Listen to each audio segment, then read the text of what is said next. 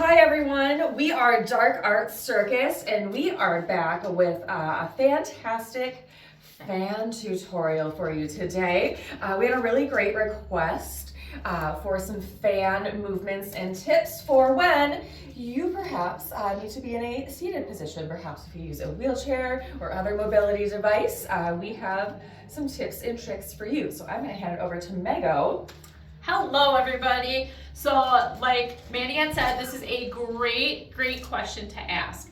One of the most things that we even hear throughout any performing with veil fans or anything like that is size. So one things to consider is size of your fans, and that can be the size of the veil, so you can have short ones. It can also mean the width of the staves. There's actually extra long ones, and then there's medium ones, and as we go through, you'll kind of see a little bit of that. We have medium size, so the veils are a little bit longer. You can see that the distance of the staves is a little bit wider. And then we have our regular super longs, or just regular standards. So you can see that veil is a little bit longer. You can see that the staves aren't too far apart. They're kind of like the short ones. For this demo, we're just going to use the medium and the long ones just to show. The thing to remember is the longer the veil, the more you're going to work your arms, okay? Because you want to have that veil, that whole veil up as much as possible. So some things that you can do when you're in a seated position for this is, one thing that I do like to do is a little cheeky, especially if you incorporate any forms of burlesque or anything like that. I like to call this my jellyfish, but anything like this, and then do a nice little reveal. That's really cute. You can do a lot of the same positions in seated that you would normally do when you stand. The thing to remember is you're going to be using your mid planes and your high planes, okay? You can definitely use your lower planes, but if you look, that's really low down here. You kind of want to stay at that mid level and upper level. When you do your low, you're definitely going to decide and like make your own low, if that makes sense. Obviously everyone's devices may be different or situation is different. So maybe this is your low and this is your mid, this is your high, right? You get to decide, but just make sure you have those distinctions. Yes.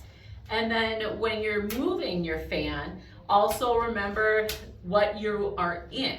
So you want to take in consideration the space that is around you, and you want to take up that space. So really working those upper arms in a lot of positions, kind of getting that fluid movement will help you have a bigger span so you're not so close. And that'll leave you with a little bit more options of stuff to do.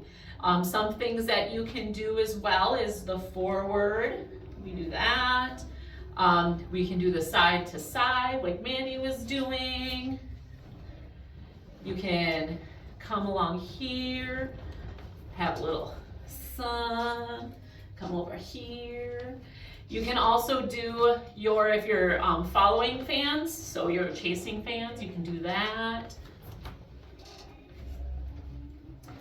You can also close the fans, place them together. This works a little bit better with medium and shorter fans just because the long veil fans have a tendency to drag on the floor. But you can also do things like this.